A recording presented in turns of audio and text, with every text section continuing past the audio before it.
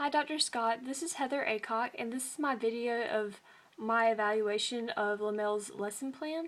I've chosen to use my iPhone to create a video of this lesson plan evaluation because I feel that using a camera actually gives me more freedom to move throughout the screens and actively compare the lesson to the rubric and the lesson requirements. So because of that, I thought that this would be the best choice for me and the video that I would be making. So to start off with, Lamel, your content is very good. I really enjoyed the subject of your lesson and what you're doing with the students. I thought it was super interesting, and I think this would be very engaging for them. So moving on to the content standards and objectives. These are very good. They're relevant to what you're talking about. One thing that I thought was sort of missing in particular from this lesson was it being interdisciplinary. So later in the video, I'm going to make a suggestion for one other content area you could include. Referring back to the rubric, it says that the lesson plan is clearly aligned to state standards, computer skills at the appropriate grade level, and is also aligned to one or more other discipline standards, so interdisciplinary. So I would just encourage you to go back and include another content area. However, based on the rubric, this is your choice. You don't have to make it interdisciplinary. It says you can align it to one or more. However, if you would like, I'm going to make a suggestion for how you could do that. So also in your standards, I noticed that you're missing your NETS technology standards for students and teachers. So I would encourage you to check out those resources on Blackboard and to include those in your lesson plan. For the lesson objective, being a special education student, I have been taught to format the lesson objective in a very specific way. However, your educational track may teach you to do it in a different way. The way that I've been taught to do it is where it includes audience, behavior, condition, and degree. So basically, if I were to take your lesson objective, I might say something like, provided with a list of the moon's phases, students will be able to draw them and maybe like align them or label their seasonal patterns or something like that with 85% degree accuracy. So basically the first part would be the condition. What circumstances are you creating for the students? What materials will you give them? That would be provided with a list of the moon's phases. Your audience would be your students, so it said the students will. The behavior is what they will do, so students will draw out the moon's phases and align them to their seasonal patterns with 85% accuracy would be your degree. So these are lesson objectives are typically one sentence long. If you've been taught to do that differently in your degree track, that's fine. I just thought I would make a note of that. I have made a more detailed comment on the side here. For engage, it says the students will open up your Padlet page. As I was reading this engaging stage, I think it's really good and it's a great way to engage their thinking. However, I felt that in your actual rationale, you actually provided more detail about what you would be doing for the engaging part of the lesson. I think that you could actually integrate some of that information from your rationale into your actual engaging section of your lesson plan. I found myself asking questions like, what would be in the Padlet page? What would the students be looking at? What exactly would they do? What information would they have to where they could actually answer the questions you provided? Also, you might want to include how the teacher will create this, like how it will be administered, like will the students have individual computers, will they be group computers? This would also be a good opportunity to provide some scaffolded questions based on Bloom's taxonomy.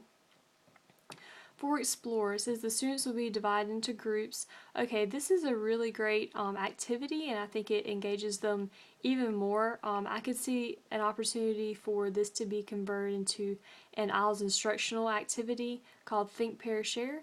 As you probably know, with Think, Pair, Share, students pair up and they are given something to think about. Maybe in this case, they would each arrange the phases of the moon the way they think it might be. And after thinking about it, they would pair up with their partner, talk about it, and then they would share it with the larger group. So I could see this definitely being an IELTS strategy, which would be great. Also, remember that IELTS strategy supports students with special needs and whole group comprehension. Okay, for the explain part, once again, I felt that you went more into detail about this in your rationale. However, I would love to see you actually expand on this in the explain portion of your lesson plan, including Bloom's taxonomy-based questions, instructional strategies, and your activities, and the way you present the information would really illustrate that you are aligning the lesson to the content standards, and also that you are providing a solid framework from which the students could expand their conceptual knowledge. So I would really like to see you, I think that would definitely be a way that this lesson could be enhanced, and also it would help you if you decide to use this lesson in the future for your class. Alright, so for elaborate, I like your choice of technology. This is very engaging. As I was reading it the first time, I thought it was very interesting that you referred to this as an autobiography and a storytelling. I think that's a great idea. I would like to know, I guess, a little more about how you're doing that. How are you actually having them to use the knowledge that they have learned in the explain portion of the lesson, and how are they engaging in that here. My suggestion, which I commented on in the Google document, was that this could serve as an alignment to language arts standards. There are language arts standards that align with narratives, and so I would just encourage you to expand on that. What kind of questions are you going to ask them? What would be the rubric you would use for this assignment so that students will produce quality work? Those are some of the questions I guess you could ask as you go throughout this process. Also, it would help you to, I guess, prove that the student's knowledge is being aligned to those Common Core standards. Alright, so about the Quizlet, I think that Quizlets are a lot of fun. It would be really engaging for your students. I would encourage you to list some of the questions you would use, and so that you could demonstrate how you're using Bloom's taxonomy. These questions could be based on their activities, what you've taught, and also even their voice thread.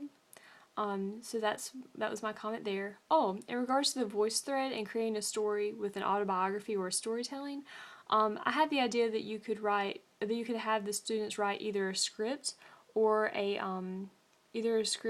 like a paragraph about what's happening.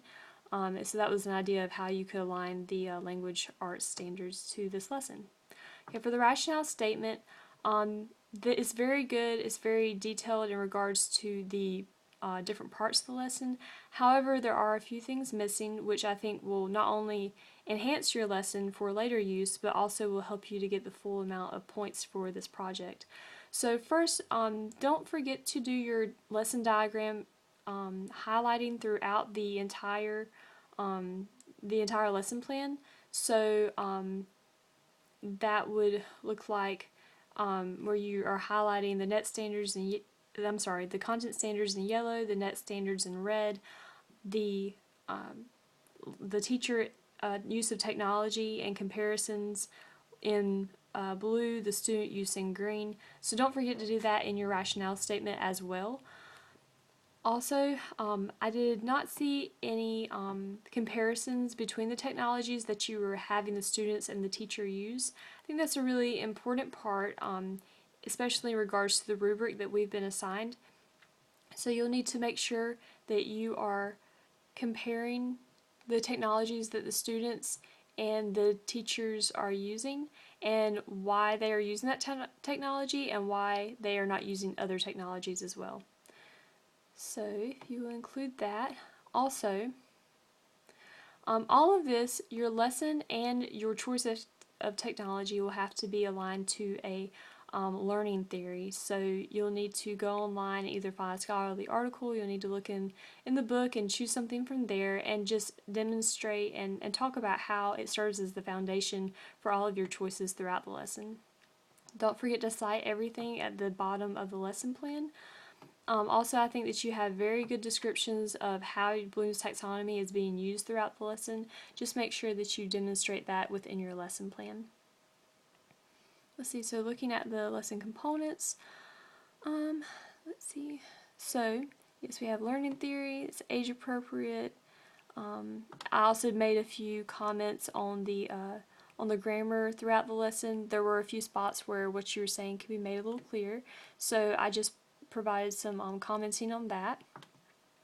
Let's see. All right. So I made commenting on that. I believe it's age appropriate. Once, if you were to include some other content areas, maybe like language arts, for instance, just include your NET standards. And if you were to include some instructional strategies and describe how they are incorporated into the lesson within your rationale, I believe this would be a very age appropriate and engaging lesson plan. I would just encourage you to be thorough in the lesson plan itself and just be detailed in describing what exactly you're doing throughout the lesson and how you're expanding the student's knowledge. Once again, I was using the rubric for the lesson plan for the TPACK to evaluate this lesson. I would just encourage you to take a look at that and compare it to your lesson as you are working along the way, and to look at this TPACK lesson requirement chart.